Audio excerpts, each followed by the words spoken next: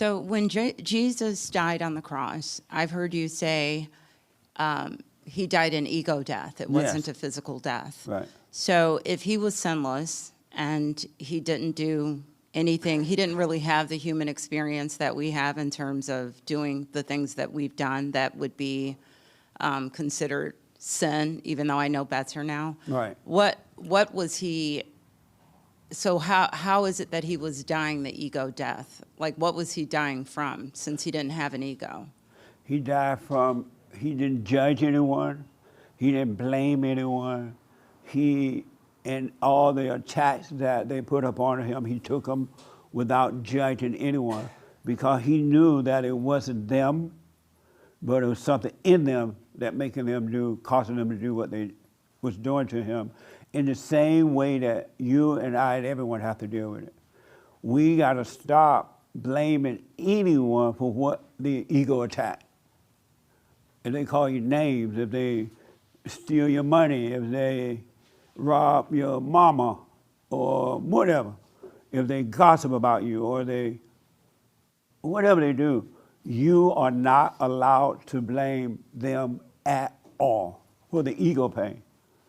So I'm not talking about the physical one. So Jesus went through all that, and he never complained, because he knew it was not them, it's the devil in them doing it. So he took the ego pain, and he died from it, just like we have to do. Okay. Could it be? So could I say? Would it be correct for me to say that he modeled to us what we're supposed to do 100%. in terms of how we maneuver? Okay. 100%. He was Okay. a living example of how we should live. Take the pain, go to work, build your house, eat your food, but to love God with all your heart and soul and might. First, he loved God. And then he loved his enemy. He didn't hate anyone, because he understood that it wasn't them.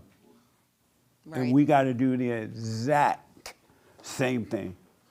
The reason I'm asking is because, like, there are times when I know it's the enemy putting the thought into my head where I'll reflect on something that I did, and then this guilt will start to rise up, and then I will, just come back to the present, do the things I know to do.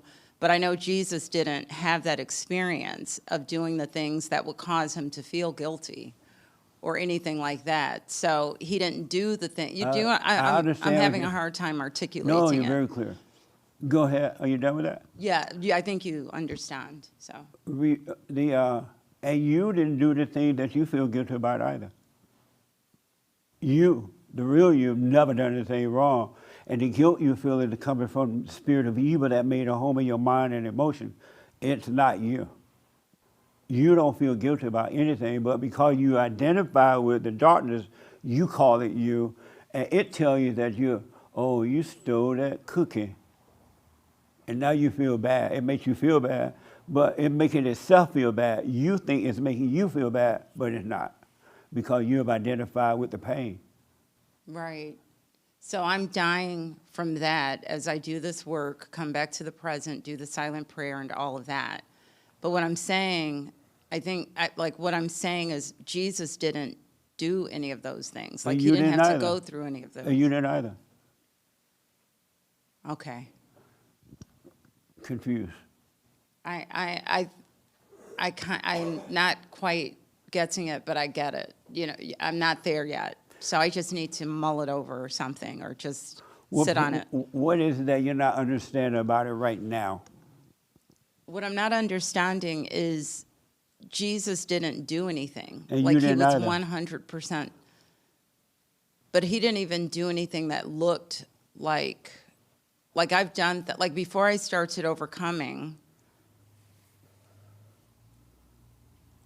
I guess I'm having a difficult time reconciling with the fact that who did those things. Like, is it that easy that the devil is working through me and causing me to do anything evil, and God is working me that is causing me to do anything so-called that is to do anything good, right? 100%. So,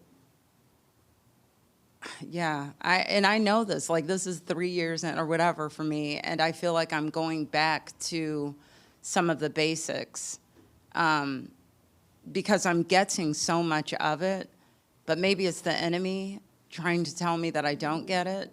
I don't know what's going on with me in terms of that, but I am having a difficult time understanding that Jesus was just like me, that I'm just like him, and he's just I just can't get that. The only thing that you've done different than Jesus is that you judge. That's the only thing. If you stop judging, you're free. That's the only thing. That's what we have to admit, that we are playing God by judging other people and ourselves, right? And once you stop judging, I promise you, you will get to the point it will be impossible to judge. Okay. Impossible. But so when we admit, yes, I've been playing God. I've been judging myself and other people. I'm playing God, and that's what keeps me away from God, because I think I am God. I think I know right from wrong, so I judge, right? Mm-hmm. But when you stop, that's why before you can enter into the kingdom, you must stop playing God. You got to stop judging yourself and others. You got to love. Christ was all about, he said the kingdom of heaven is love. We got to love one another, because he knew, we just didn't see it at the time, that whatever was going on, it wasn't them. It's something in them. Paul mentioned that too. It's something else that's making me do the things I don't want to do. It prevents me from doing good. Mm-hmm. And so he gave up too. Right. And he had to die from the ego death. But you got to stop judging. That's the only thing you have done. And I can't blame you for that, because your mama did it to you. Mm. And you became like what you hate. But as an adult, you are responsible for it to overcome it. By admitting that you're wrong, confessing your sin means I'm wrong for judging. I'm wrong for playing God. Human beings think that they know right from wrong, so they judge. But we don't know right from wrong. We only know wrong, and we call it right. Right. But when you overcome the darkness, you're going to walk in the light, and you're going to only know right, and you won't know wrong anymore. You will only know good. There will be no more wrongness. Yeah, that's something I have been paying close attention to, judging, because I realize that the judgment comes in a split second. And when like this past week, it's interesting that you brought this up, but when I find that happening, and it could be anything, be anything, like any little subtle thing that the enemy will cause me to just gloss over, but it's evil. It's evil. So in those moments, what I've been doing is just saying, that is not me judging that person. Like, no. I will audibly say it, or I'll just say it to myself. Is that how I just proceed with that? Just saying, that is not me judging, or even to repent for it, to say, God, I'm so sorry that I did that. Like, like in that moment as I'm catching it, because I've caught it more times than I can count just over the last week. So what do I do in that moment? Is it just a matter of coming back to the present, or acknowledging it verbally, or what's the best? And that's a really good question. I want somebody else to, I'm going to work with you on this, but I want to hear from others about that. Sure.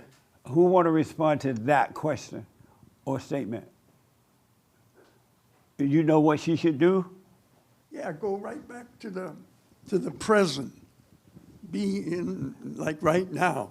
That's all you need to do. Got it. Okay. You don't even say, oh, God, I'm so sorry, I just judged that person, right? That's Satan saying that. Yeah. You just come back to the present. Be aware that that quick thought came to judge. But don't call it you. Just be aware of that thought, but come back to the present, stay there. Come back to the present if you have to do 100 times a day. But don't be saying, oh, God, I judged, I didn't mean it. That's not you at all. There is no you. So there's never a time to say anything to God, like anything, like I repent for that, or God help me, or, like there's never a time, like I don't pray anymore the way I used to do. It's right. Strictly the silent prayer for me. but is there ever a time to audibly say something? I mean, don't plan to or not to. Okay. You know, you may want, you know, it may be so painful at times. You're like, God, help me with this. You know, help me through this. But you don't need to be saying, oh, God, I'm sorry. Okay. Because God already knows that it's not you. Okay. So, and that's Satan saying, oh, God, I'm sorry. Got it. That's not even you saying that. Because Satan knows the Bible just like everybody else. Mm-hmm. And he speaks the Bible in your head, the word, the knowledge of it. He'll repeat it because he's intellectual in that way. The intellect is not your friend.